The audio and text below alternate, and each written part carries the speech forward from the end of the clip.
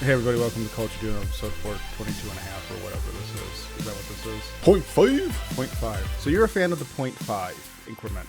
0.5 or a half. I mean, it's just kind of like the general aesthetic of It's half of an episode. It's just kind of...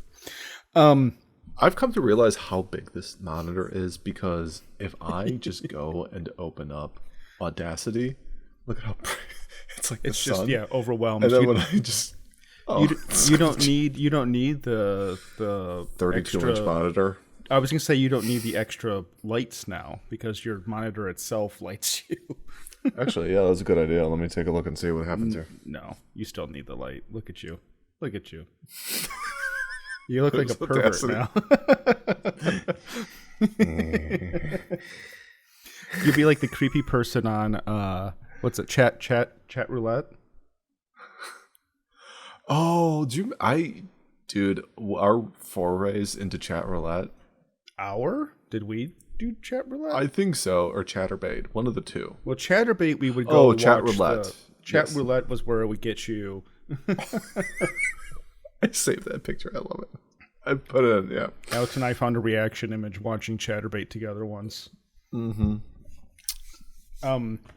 But anyway, as was patently obvious during the episode, I drank way too much during that episode.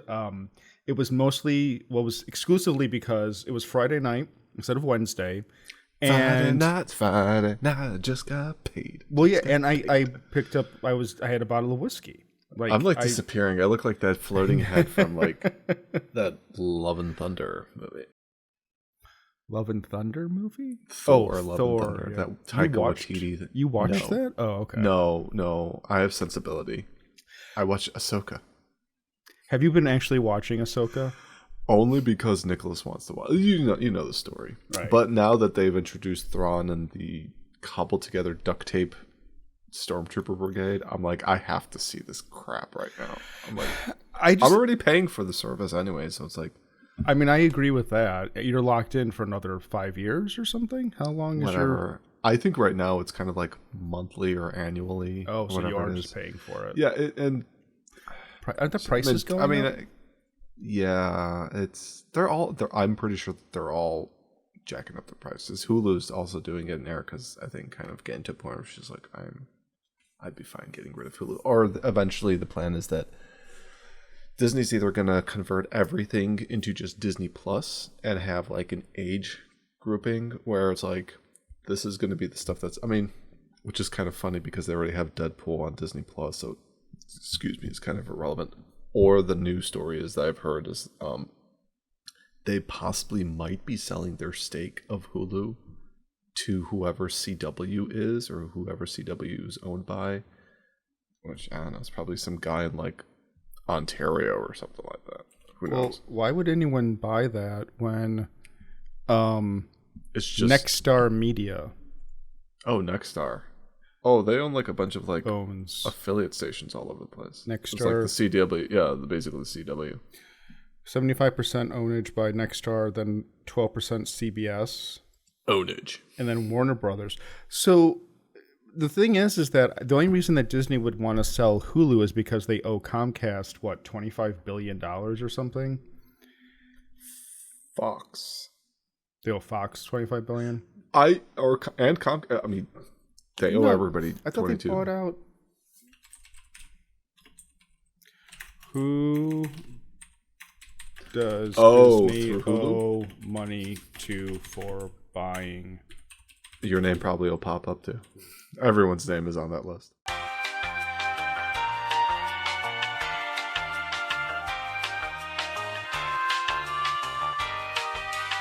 Well, now they're saying they're like, we want to invest like tens of billions of dollars into our parks, and it's like, you can't. Like, it's. I understand we're playing with fiat money and everything, but you will get the bank, like in Monopoly, will come to ask for its due, and they've gotten to that point now where it's like you have to start offloading things. You have to offload ABC, sell the stake in Hulu, and pull all your stuff off of like Hulu that was owned by you onto Disney, get rid of ESPN. That's the biggest thing. ESPN is just burning holes in their pockets there. But a lot of this, honestly, most of this stuff still goes back to their purchase of Fox. And the whole issue of them, like when they closed down the parks for COVID, that just shows you how much money the parks themselves were generating, where it really showed that there was a bigger issue with their financials even before the parks being closed. The parks closing just basically pulled the curtain from, behind the stage, going like, oh, this is really bad. There's the Shiba Inu running the control dials.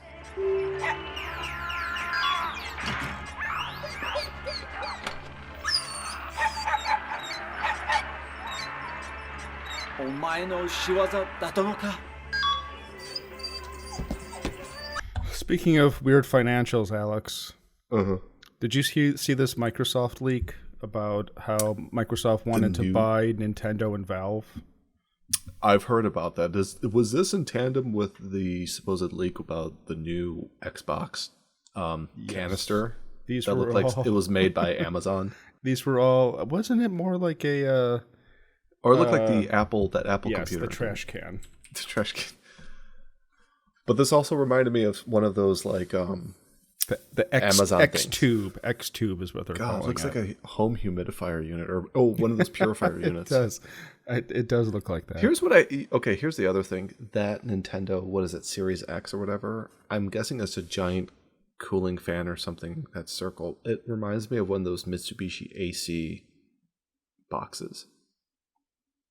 Oh my god, just oh god, cookies. But anyway, the point is that this all came from like an FEC filing or something Microsoft filed SEC. FCC, I think. FCC, and I was thinking of the SEC. Federal Commute. No, it was FCC. Federal. All right. It's probably like the FTC. I was right. FTC, Federal Trade Commission. Okay. Anyway, there's a bunch of things that they submitted for some filing that was public. Is Microsoft's fault, basically, is that this wasn't the FTC making a mistake. It was Microsoft screwed something up. So there's a lot of weird stuff that came out that Xbox Series X was part of the update. But the most interesting thing is this whole like Phil Spencer casually talking about how Microsoft should be planning on buying Nintendo. Valve just seems stupid because Valve's a private company and you can't do a hostile takeover. As far as I know, you know more about this than I do. Can you do a hostile takeover of a private company?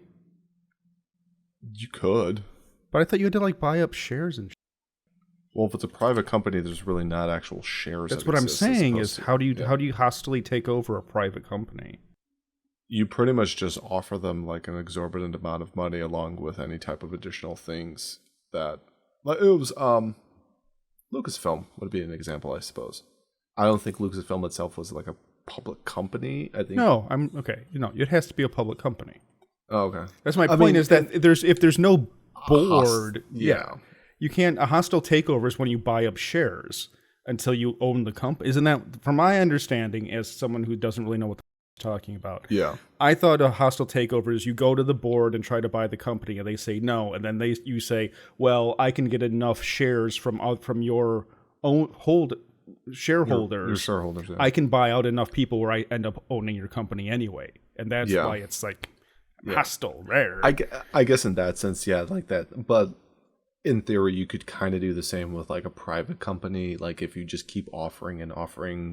But see, then they still your price, and it's. But that's not hostile. That's a normal takeover.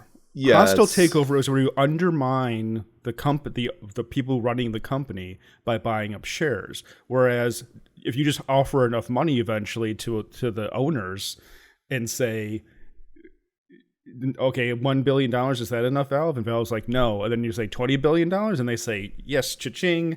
And Gabe Newell puts his brain in a computer and sends it to the moon.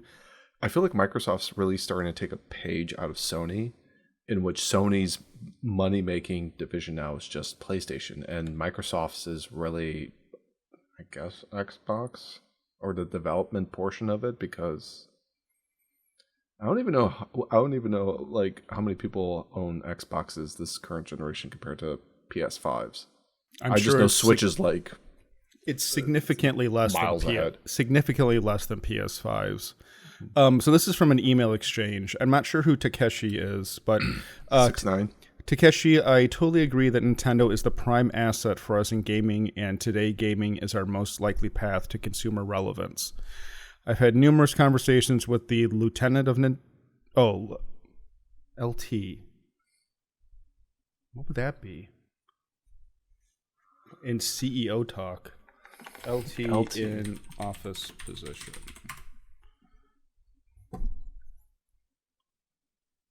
Yeah, I don't... Lieutenant? Well, whatever. Lieutenant Chairman. LT. Okay, whatever.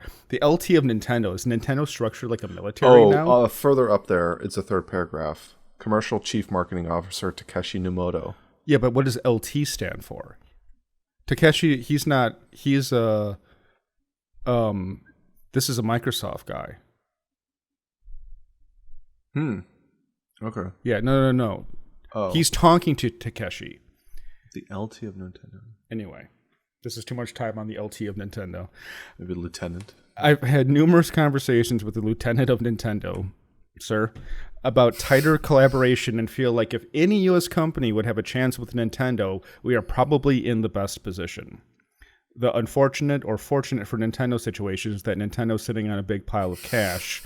They have a board of directors that until recently has not pushed for further increases in market growth or stock appreciation. So he's basically talking about a hostile takeover there. Yeah, and he's also admitting the fact that like Nintendo's just sitting pretty where they're at, and like they just have a natural presence in the shares of the gaming market and stuff. They have no intention to do that because they can just bide their time, knowing that the other two Yahoos can go duke it out and stuff with Master Chief versus Crash Bandicoot, who's been completely abandoned by Sony. Don't you? And they'll just be like, "Oh, here come a new Mario Brothers game," and they're like, "Don't you think though? Money. Don't you think that Nintendo?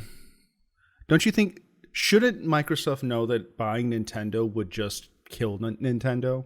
Like the entire brand would lose." Yeah, but I think they do because they want to be able to sell Mario games. That's what they're pull a Disney.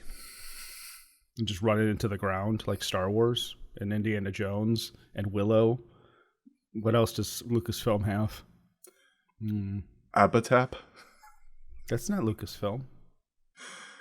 It's another thing that's it's another franchise that's owned by Disney. Disney? Oh, through Fox?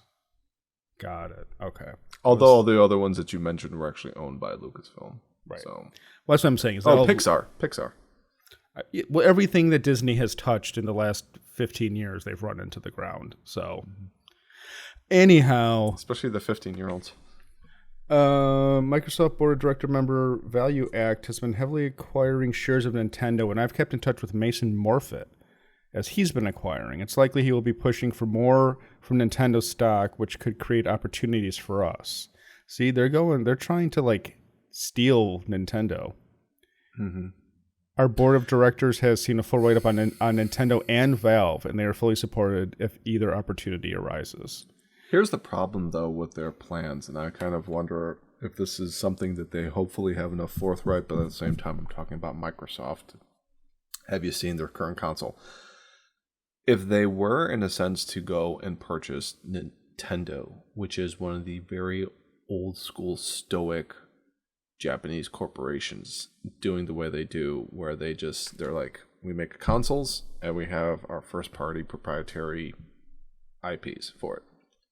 If they were then to go and purchase them and start doing the whole Xbox Game Pass and all the woot, here comes the Doritos Pope type of thing with it, and end up trying to... Alex, you speak in memes.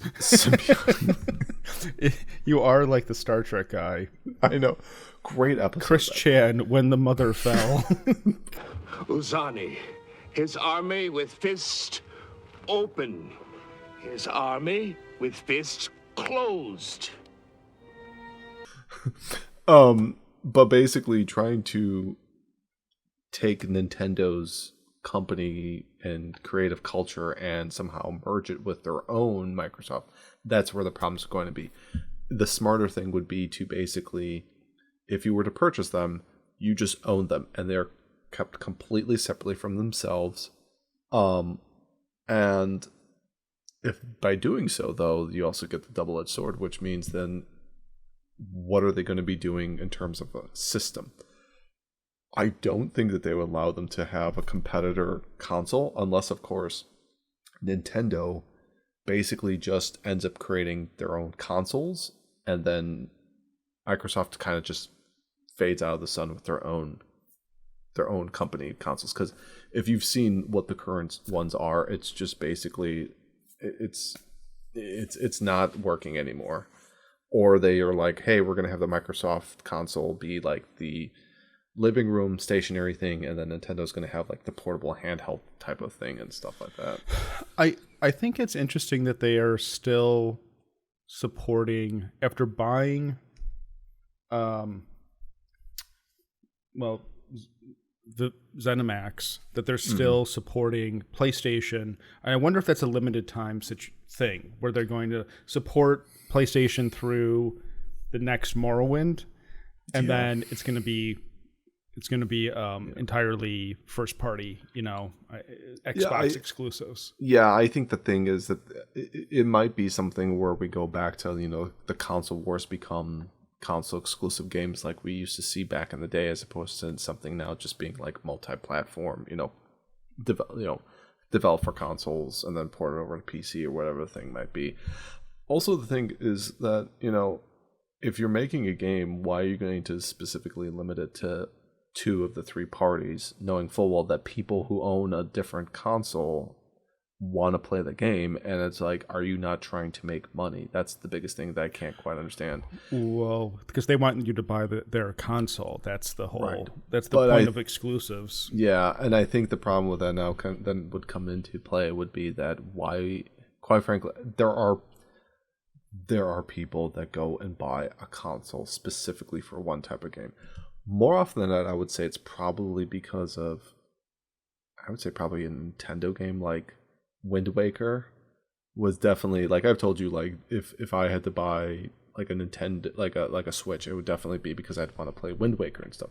There's additional games to play with it and things like that, but like the major game, it's like, yeah, this is going to be the one. But really, with a lot of these other systems, like I don't think people are going to be buying like a console specifically for something like Starfield. Which you can, if you want to buy Starfield really badly, just get yourself a PC and you can play it on there. It's not like you don't have a just get yourself a PC. It just works. Because I'm looking at right now, like Silent Hill 2 remake that's coming out from Bloober Team, which will be probably a disaster, but is PS5 and PC, and that's all. So, like, I would argue that Sony is more aggressive about having exclusives for their console than Microsoft is. The fact that Microsoft didn't immediately make all of the Bethesda games, like Fallout 3 Remake is coming out in, I guess, a year and a half, according to some leaks. Yeah, there was also an Oblivion remake. Sure. Yeah. So it's just like, are those going to be on PlayStation also? I can see PC and Xbox, but why would you release it for PlayStation? I don't know. Just time to gotta be. I think that Microsoft, based on these emails, is a little delusional about what's going on around them. Yeah, I think that also they just have these. They don't have a real distinct and realistic. They don't have a realistic idea as to what they're going to do when they purchase it. They're just like, oh, we're going to our plan is to buy up stock and then just see what happens afterwards.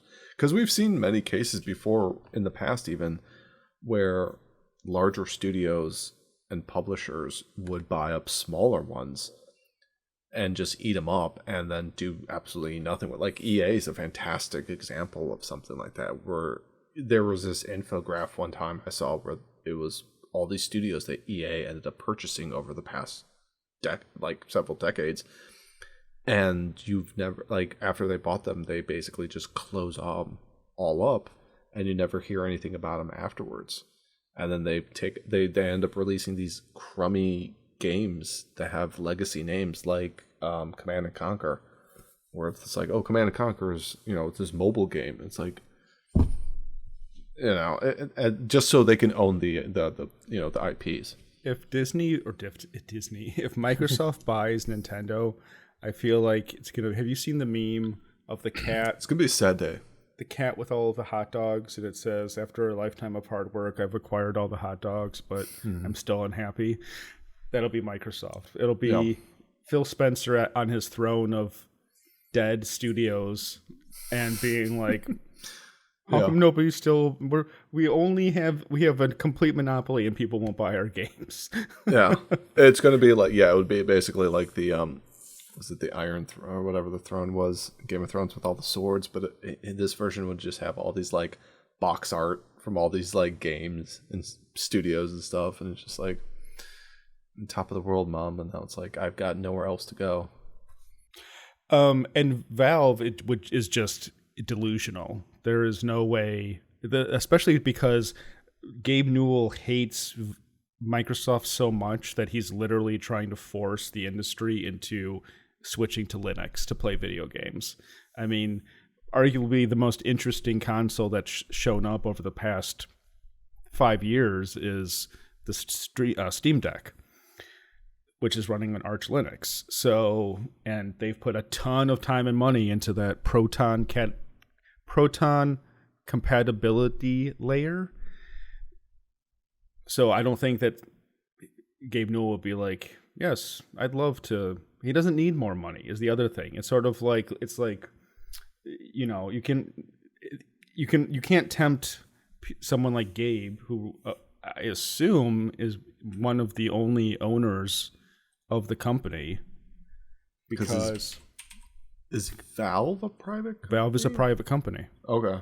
Valve just seems stupid because Valve's a private company and you can't do a hostile takeover. Anyway, Alex, speaking of total disasters,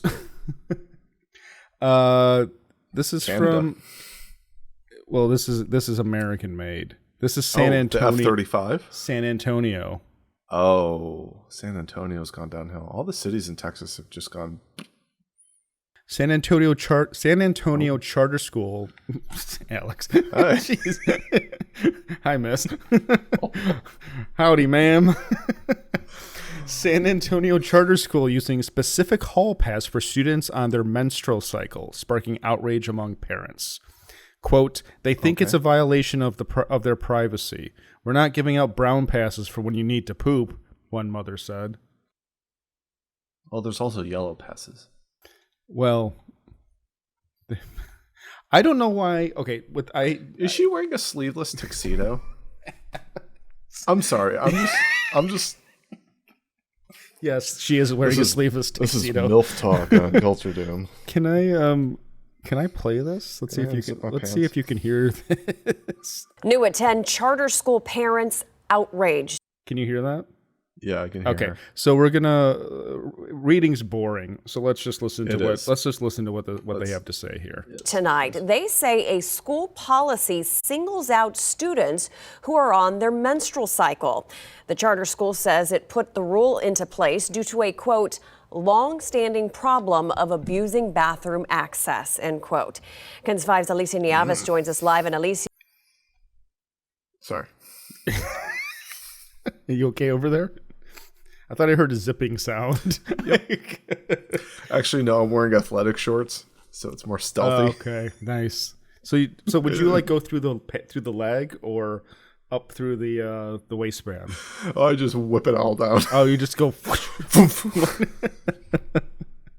Same school just a week ago. That's right. Great Hearts, Western Hills off of Ingram Road. So last Friday, a father told us his daughter was forced to remove her mask, which violated school policy.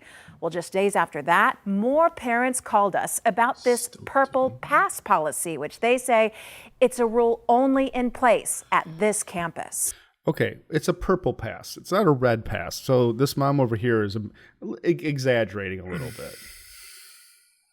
They're still doing. I was horrified. They're still doing. Oh man, you're worried about the masks. Because I'm like, okay, this is in Texas. I'm like, There's a whole thing But going it's on. a city in Texas. And There are people I've seen quite a few masks starting to show back up around Chi-Town. It's that time of year again. We're introducing a new holiday. It'll be Vaccine Day. Every October 12th, go get your new COVID vaccine. Have you seen, apparently, that... No, I don't want to talk about that. Never mind. I was going to talk about how there's, like, Christmas decorations already out, but that's such a pedestrian, stupid topic that... I've only seen... probably in stores and stuff. But here's the thing. People complain about Christmas decorations showing up in, like, Michael's and Hobby Lobby and stuff. They kind of sell that stuff year-round, not to the extent that it's now, but... Right. Well, and it's also there because for crafty people to pre-plan for the future. Yeah. If you're putting together your Christmas crafts in December, it's too late. Yeah. People don't get it. I was embarrassed. It's a rule put into place last year. Students grades 6 through 12 using a purple slip of paper to go to the bathroom. Hold on. What is going on in this B-roll? Did you see that? Yeah. What is happening? I don't know. So don't listen to this. What's happening? At this campus. I was horrified. I was embarrassed. It's a rule put into place last year. Students grades 6 through 12 using a purple slip. The dude puts up the window like he's done listening to this woman talking. Watch this, Alex. Watch this. That's my car, by the way. I'm always talking about respecting women. I do that with... I don't even have to be in my car when I listen to women. I just carry around, like, a door. And I, like, see one, and I just roll it up because it's manual. No, but watch this. Watch this. Keep walking and go... Without the VO, just watch how this plays out. Yeah. So she's, like, complaining about something. He just puts the window, and then she tries to get in. Based. Did you see her try to get in? What a Sigma. It's just like... Didn't she try to grab the door? That's what I mean. She's trying to get into the car. He's just like, I've heard enough. And she's like, no, I want you to listen to more. Like, no, that's windows up. That's like unrelated footage that they just like... Weird. I mean, I guess that's how they roll in... That's how they roll in San Antonio. That was filmed in the parking lot of a Kinko's FedEx. Ma'am, this is a Wendy's. Students grades 6 through 12 using a purple slip of paper to go to the bathroom during their menstrual cycle. Being a young lady this day and age is hard enough as is with everything that's going on in the world. You mean all of culture catering to your whim? Yeah, very difficult. Ooh, spicy. Spicy. Ow. It's hard enough as is with everything that's going on in the world. To then have to share your female bodily functions with everyone, I can't even imagine. In a letter sent this... Who has this been talking? Well, okay. My first thought... Who bitch is this? My first thought is, yes, why do they need to have a special card to go to the bathroom to take care of their feminine needs? My second thing is... shouldn't they be proud of their periods? I thought that having a period was something to be proud of and to go around. Why are you going to the bathroom to just free bleed? Why would it be embarrassing to have your period also in 2023 in high school? Didn't this parent just pretty much gender a specific group? Stop. I don't like the logo of this school, too. It looks like it's like a bank, a home decor store or something. Great Heart. It was like, what is this thing? Come on down to Great Hearts, where we've got blankets and couches. Have you seen our throw pillows? Is a throw pillow a thing? Yeah. Okay, yeah. I didn't just make that up. Women would know. I mean, it's not like I can confirm it because I always rolled my window next to them. Okay, there are throw pillows. That's a thing. You just go, It's like... Young women, here we go. This morning, the Great Hearts Western Hills headmaster said every student gets 4 bathroom passes a quarter, on top of time during passing periods, their morning break, and at lunch. She wrote, To protect our ladies from being limited by these bathroom procedures, they can discreetly show the purple pass to their teacher and can leave, no questions asked. It is more of a control issue, and it's very sad. These mothers believe this policy is an overreach. One teacher, when questioning my daughter, because she asked to go to the restroom and she presented her purple pass, and he said, "Really, you're using that again? Didn't you just have your cycle?" And this was from a grown man. Ooh. That's a little weird. Citation needed. You don't believe that actually happened? Alex, it's San Antonio. I'm confused by the 4 passes. Well, that's the thing. It's very odd because it's a city in Texas. Oh. I mean, it's kind of like, think of Chicago in Illinois. This school seems to be getting in more trouble, though. Yeah, I think they kind of need to rethink about where they're sending their kids. So Well, it's a public school. It's a charter school. Oh. Anyhow, but yes, I agree with you. Which is basically just a public school with uniforms. I mean, it's really So they get 4 bathroom passes per quarter. I don't know what they mean by like the calendar year, or is it like per? Well, we had quarters and semesters in grade school. Which yes. 2 semesters are broken up into 2 quarters. Right. That's of 8 weeks each. Literally the definition. Yeah, but it's just weird. It's like 4 initial bathroom passes each student per quarter, so it's like you only get 4 passes every 8 weeks. Yes. Unless they were talking about quarters in a different manner. Students have 6 6-minute passing periods and 30-minute morning break and a 30-minute lunch. So they have... Okay, having a 6-minute passing period does not let you go to the bathroom. Didn't we have 5 minutes? I think we did have 5 minutes. Yeah. Because it was a pain in the ass if you had to get across the entire campus between... Yeah. And they did not our teachers did not make any accommodations for you being late because your class was on the other side of the building. If you had one of those like if you were like in the classroom behind like the gym, like music, exactly. And your next class was like all the way in like the administration portion, like that newer part, your SOL. Or like you had, like I remember having to go through that tunnel to military class. It was like, yeah. Anyway, so 30-minute morning break and 30-minute lunch, sure, that's plenty of time to go to the bathroom. It is weird, though, because I look at it, and I know our high school experience was different from most kids' high school experience, and it was a different style. Yeah, and even other students. parochial school. Well, I just mean that we didn't have these kind of rules, but everything was fine. Like a kid being like, Mr. Algebra, can I go to the bathroom? And he'd be like, really? He'd be like, yeah. Or if like worst they would ever say is like, is it an emergency? And he'd be like, yeah, I really got to go. And he'd be like, okay, fine. Unless it was like during a test. And even during tests, they would like, as far as I recall, during like SATs, ACTs, and finals, they would like, first of all, be like, you can't go to the bathroom. And then if you were absolutely adamant you had to, they escorted you, Yeah. And like watched you go just to make sure. Speaking of going to the bathroom, this might be a little bit gross, but I don't care. Did you?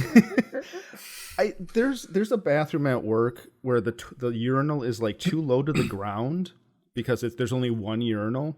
Okay. And so it's just kind of ADA compliant. Every time I pee at this urinal, I look down and it's like a sprinkler. You're getting splatter? Yeah, it's like all over. It's not on my clothes, it's on the floor. To the point where I've been I watch it way too intensely to see where the like leak is happening. Yeah. And it's not where you would think. It's defying physics. Well, it's like it's half. It's the ignition and the shake where it seems like most of the, because it ricochets, and it's very disturbing. And I've brought this up and been like, does anyone else have this problem? Because it makes me feel like a slob because I walk away and it looks like a blood spatter on the floor. Yeah, I came across a urinal earlier today, which there was the two. There was like the ADA one and then the regular one. But you know the way like the urinal kind of has that little bit of like it kind of comes out like that little like bump out. Yeah. This thing was like really elongated, and I was just Nice. like, I don't know what I'm supposed to like. I'm supposed to it's a slightly catch-all. straddle, or is this like where I just flop on down and just? You're supposed to sit on it, Alex. Come on. Terrible. See, oh my goodness. Oh, what is that one over there It's from the future. on the far right? Yeah, it's from the future. Oh, geez. That's what they. That's what they. I like the ones that go straight to the floor. Oh, that's like my old. kind. That's like old school pub, or in my experience, drive-in movie theater. The public bathrooms that was in Akihabara had those same kind, and it was just consistently running water. See, It was great. this is like these are all fine to me because of the proper height. This is a little far away. Well, that one, the second from the left, that's It's the traditional. It's jutting out a little too much. It's a little too much. See, this is where I assert dominance. Because there are the urinals in the men's rooms where there are guys who are actually like straddling the wall. And I'd stand like over here and pee across, like try to make a nice big arch and just be like, what are we doing here, guys? Yeah, Come on. I don't like that one urinal. Is that supposed to be a urinal or a bidet? Which one? The one on the left side. No, scroll down. Scrolling down. This one? Yeah, that one. This says freestanding urinal. You know what it is? It's like for your home. So you'd like put it. I heard like Penn Jillette from Penn and Teller had a urinal installed in his office. I think that's what this is. I know he used to be got cool. a bathtub. Just get a bath. I already have a urinal in my office. It's called a sink. It's called empty water bottle. Empty water bottle. Pee jar. Oh, there you go. There's Alex's buddy. That's what I'm talking about. I would say that there are definitely more dividers than ever before. I like that. I'm a big fan of the dividers. I'm a big pee shy guy. It's really difficult for me, especially if I like kind of have to go, but don't have to go a lot. And if I'm standing, especially at something, if it's really quiet, and it's just like me and a guy, like three guys in a row, and it's dead silent, and it's like, who's gonna break the silence and just start peeing, please? Can we do this? Yeah. Oh, there we go. There's the trough, like being back at Wrigley. What was fun? Okay. That's what you wear to a baseball game. Oh, Yeah. nice. Speaking of, how bad are we doing? It was not looking great. Last time I saw it was 11-7 Pittsburgh. 11-7. Last time I looked, it was 11-6. So maybe we're doing even better. Maybe it was 11. I just know Pittsburgh had 11 runs. 13-7 final. See, it's very bizarre. Baseball is weird. Anyway, I don't want to get into it. It's the exact opposite of like yesterday's game. Well, we put up more of a fight. We should have been able to win with 7 runs. We should have. That was a pitching disaster. Anyway, so I think it's strange that they have special cards for this. Couldn't the student discreetly go up to the teacher and say, here's my thing. Well, they can still do that if it wishes. If a girl comes up with with her purse or her bag to go to the bathroom, it's probably why they're going to the bathroom. And if they don't, and because it sounds like they can just do whatever they want then if they say they have their period. So it's a weird policy. It seems a little redundant and unnecessary. Their entire bathroom policy seems like it needs an overhaul. And what's funny is that looking for this article, I found that this happened in the UK about 6 months ago already. In February, this controversy happened. So, San Antonio, do better. They think that it's a violation of their privacy. We're not giving out brown passes for when you need to poop. Alex, this week we watched Junji Ito Maniac, Japanese Tales of the Macabre. It's fall's showing up. It's getting a little spooky, scary outside. Halloween is only a few weeks away at this point. Air's getting a little crisp in the mornings and the evenings. Bundle up with a nice little throw cover and have some not really hot cocoa. That's more of a winter thing, but a nice warm hot toddy maybe. Hot toddy, there we go. Especially, there we go. Or just whiskey. drink a whole lot of not old. For you anymore. I was gonna say, drink a whole lot of old overold whiskey on a Friday night. Man, yeah, Saturday was pretty brutal. I would just argue that Junji Ito's work works better as a manga. Yeah. And that's the weird thing, is that watching anime based on his work is I just get frustrated. So yeah, Junji Ito, Tales of the Macabre. It's an original net animation. Is that what they're called now? Oh, excuse me. ONAs. ONA, original net animation. Yeah. So it's for Netflix. It's about I think it's 12 episodes or something like that. Where some of the episodes have two stories and sometimes they have a single story. And they are basically animated versions of the various manga horror stories that are written and illustrated by Junji Ito, who has a very interesting, unique take on his artwork and also his storytelling. Primarily the artwork, I would say, more than anything. He's kind of like a slightly Giger-esque. In terms of his art style, where you can identify it. Like Uzumaki, which is one of his longer stories, has a very Giger-esque look, kind of aesthetic. It's not so much mechanical, but horrific, uncanny type deal. If you see something that's drawn by Ito, you would definitely be able to identify as him as being the artist. Very similar to Akira Toriyama's artwork. Yes. Where you see something and you're like, that's Toriyama. So like I said, the series itself, they're about 20 minutes in length, usual 2022. And they deal with various types of stories where one I remember is these floating heads appear over Tokyo, and there are all these giant balloons with these nooses that they're trying to find the person that's associated with the same head. It's basically, a picture. It would be like my head and Brennan's head, giant floating around with a noose trying to find us so it could hang us and kill us and stuff like that. Like this photo. Yes, exactly. That's one. There's another one where what's another one I'm talking about?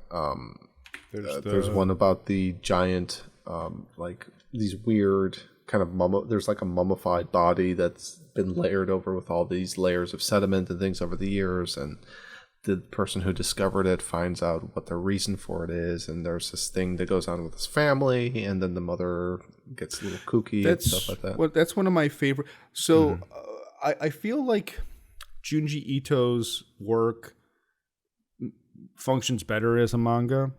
This is the second time they've kind of tried to do Junji Ito manga as an anime series, and I think this is probably the most successful version of it. But I've never seen the original, but I think you said you did. Yeah, you weren't too much of a fan. I realized that there's actually three, because the one that they did like a one-off that was about the fish robot people. Have you seen? Do you know what I'm talking about? You might know the artwork. I don't remember the name of it. Fish robots. Yo. They did an adaptation of this. Okay. That was just of this story, and that's what I was thinking was part of a collection, but it wasn't. That's they look more insectoid. It's it fish with insect. It continues to evolve into Oh, that looks like something out of The Thing. This is very Giger-esque with the mechanical, organic stuff. Yeah, or Stan Winston, the guy. I don't know if it was Stan Winston who did the special effects, but the Thing remake from the '80s with Kurt Russell. Right. Remember that? It's very Yeah, so this is from 2013 was what this this anime came out. So yeah. So anyway, I think it's the most successful, but there are still like even this comic works, this manga works better as a comic because in animation it's just kind of a little silly to see. Yeah. You know, the problem also with like the animation as opposed to the manga where it's like I kind of feel there's this weird kind of something's missed translating something from manga to live action or animation, you know, something that's moving, in which I kind of, for some of these, I sort of kind of wanted some slight exposition as to why this is happening other than just like, it's just existing. Mm-hmm. And I feel for me, I have an easier time forgetting about that when I'm reading something as opposed to just like watching it. Because when I watch something, it's pretty much like they're just giving you the story on a silver platter. And, you know, but apart from that, the one I really liked also was the one about the sister with the hair, where she's up in the attic and such like that, and the hair becomes, and the head becomes like this, basically this vengeful creature that needs to find, you know, solitude by eliminating, you know, an ex-lover. Yeah, who scorned her and stuff like that. So some of the stuff. This looks very much like classic Japanese horror. Yeah, especially this one, the horror. And it's funny though. It looks like something. You know what? It looks like something that would have been in the scene from Houseu. Yeah. Mm-hmm. See, and just looking at this stuff, it looks better. These panels are more interesting than this. Yeah, there's a much more detailing to it, which kind of helps build onto it. The black and white works differently too, and just the whole tone is creepier in the comic forms than watching it in colored, kind of not terribly bad animation, but a little janky, a little low budget. Yeah, it doesn't look like K-On! Or something. And some of the anime, like the color in the animation, there were some episodes where it was very faded out looking in terms of the color, so it was more of like this like dreariness and kind of like, you know, death warmed over sort of look to it. So it kind of somewhat sort of like gave off this black and white, including there's one episode I think it was like black and white and like this sepia tone or something, like this very muted sepia and stuff like that. So it kind of looked, I thought there was something wrong with the episode on my TV, and thankfully it wasn't. But yeah, it was something that I don't know if you've seen this one, but the one Ito one I've read and I remember the most was the one, I think it's about like there's an earthquake and it causes a fissure in the ground, and I guess the people of the town nearby go in there to kind of check on things, and they find these kind of like cutouts of just humans like standing, that one, Amigara Fault. And they basically find these kind of like holes that like they figure out they can fit perfectly in, and it just kind of sucks them in, sort of. Oh, don't spoil it. I'm sorry, but I'm surprised that they didn't do this one. I'm surprised. See, I watched 8 episodes of it. It's each episode is either 1 or 2 stories in it, so it's standalone, but it was enough. I might finish it as the winter or as we get closer to Halloween, but it's like, okay, I get what's going on. So they didn't adapt this. That is surprising. No. Yeah, because I feel like the most famous one. Yeah, and I know it would have been like, oh, they adapted the most famous one, but at the same time, it's like, well, if you're going to adapt a whole bunch of them, might as well, you know. I wonder if someone's going to have that attitude. I wonder if they were too scared to, because they knew that people would have really high expectations for it, and so they were like, let's avoid doing that one. I don't know. I did like the episode. I liked the one you mentioned where it's the girl has multiple rings inside of her. I thought that one was creepy. Because it really wasn't the girl, it was more like the mom's, like she became, basically it was a case of like Munchausen by proxy. Sure, there was that part, and then but like the way the sort of, I don't want to say too much, but like the sort of payoff where the mother gets what she thinks she wants, and they open her up completely, and it's like this. It's like, no, there's not a child's body in there. Yeah, it's just the head. Just the head. Yeah, it's like that's so like Twilight Zone-ish, you know? Or like Outer Limits more, I guess. Go ahead. I also like the one where they hit the girl with the car. It's like a hit and run, and they put her in the trunk. Yeah, and then they find out that it's the friend that they're staying with. It's her sister, and so all of that I thought was really that's I guess one episode too. They just spend the whole 22 minutes on that one. Yeah. It just makes the pacing feel better. It has a creepier vibe to it. So those ones, some of them are not very good. I don't know. Which ones are you talking about? Well, I mean, the one with the guy. In the books? The books one was kind of lackluster. The one with the visiting the weird family with like the seance. That was, I think, like the first episode. Yeah, the very first episode. Yeah, I kind of didn't really understand the ending of what happened. Just, I guess you're not supposed to. It was like, my issue with some exposition stuff. I know you like the Soichi episode. Episode. The Carpenter, I thought the Carpenter guy would have reappeared in the second one too, but he doesn't. But he was just creepy on his own, trying to be like, is he going to reappear here, or is it just Soichi? Like, the Soichi one became like kind of like a Benny Hill episode. It did, and the ending was just so unsatisfying because you don't even. I had to look up in the wiki what happened in the manga, and that has a better explanation of what's going on. That he, okay, because he falls in the septic tank is what he falls into. Oh, that's what it was. Yes, and there's a scene of him just being covered in. And that's the payoff of the manga is that he chases him all along, and then he ends up falling into the. Because otherwise, here he just falls into some nasty gruel, and you're just like, "What is this exactly?" Yeah, and then it went to the next episode, and I was like, "Is this the same story?" Yeah. The one episode I really didn't care for. I don't know if you got around to seeing it, but it was the one with the girl bully. No, which one was? There was one about this girl who kept on bullying this kid who was like enamored with her and stuff like that. And bullying a younger boy. Yeah. Kuriko ends up bullying a younger boy she's been playing with.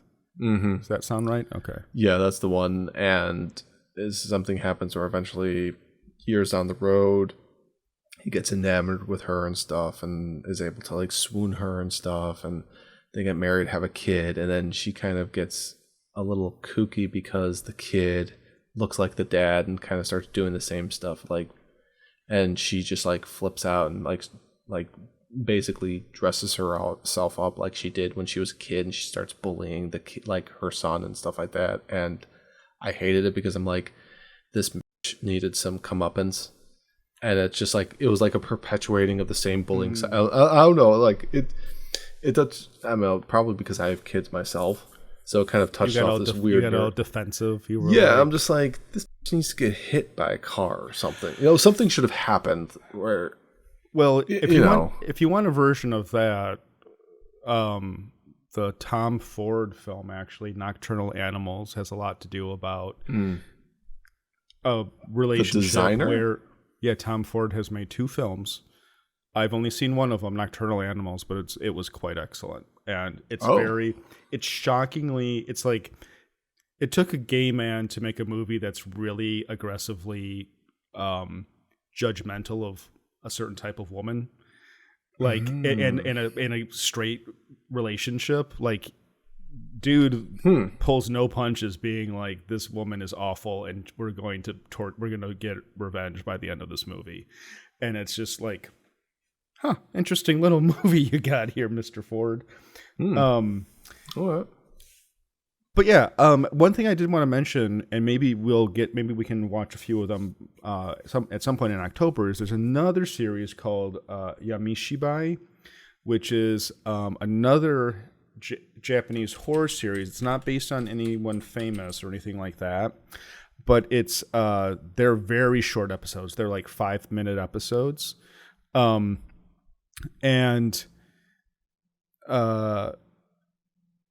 is there? I'm trying to see if I can find any. They do it in the style of like little paper puppets. Oh, okay. Didn't we watch something a while back? Did we watch this with the little puppet cutout type thing? Yeah, Mishibai. Were there? Have you or seen? Maybe does it was this look something familiar at similar all? to it. Skip ahead a little bit more. This is just like a little trailer. Was this because we watched the one about like it was like the 2 or 3 boys and they went into some like place in the forest yes, and then like they had these weird TV looking creatures. That's what it reminded me of. So I don't know if it was done by the same studio director or No, but you're right. It's the exact same style. His name is Robert Houston. He came with his parents from America. Bobby, you're late. I'm sorry. That one's a little bit more. That one's like very practical. This one's digital technically, but I know it's like Monster Terror or something. It was something very whatever. I know exactly what you're talking about, but this is the same kind of thing where it's like but it's only a 5-minute episode. The first 2 or 3 seasons are really, really cool, and then it goes into a wall and it's just over. But I think you Game of Thrones. I think you'd enjoy some of these if you enjoyed the Junji Ito. Junji Ito's. So, how many pots of gold would you give Junji Ito Maniac Japanese Macabre stories? Stories of the Macabre. Honestly, I'd give it about a 2.5. Okay. Yeah. It's some of the episodes on their own are perfectly fine. When you watch some of the other episodes that you might not care about and stuff, it's kind of like but I think that if you just kind of sit, like we said, you could just sit down one evening or maybe 2 evenings or an afternoon or something and just kind of binge watch them all, you'd probably have all of them together as a single viewing experience would probably be more satisfying. Yeah, instead of just like being like, well, these people said this episode's good, but then skip this episode and blah, blah. It's like, you can't really do that like you do with like, watching an entire season of, Frasier or something like that. This is, and like I said, the stories themselves are, 10 minutes each on a 22-minute episode. So it seems like it seems like the people who like it really like it. So, I agree. I think I would go with 2 pots of gold. Just because I feel like, again, it's just, even when it's doing stuff pretty successfully, it's just not as good as reading the source material for this kind of stuff. And it's just his work just is so much more effective as a manga. I think you'd have a much more fun time reading the manga online or buying a collection than spending the same amount of time watching the anime. It's the only hesitation I have with being more, because it's just a little bit watered down to watch it this way.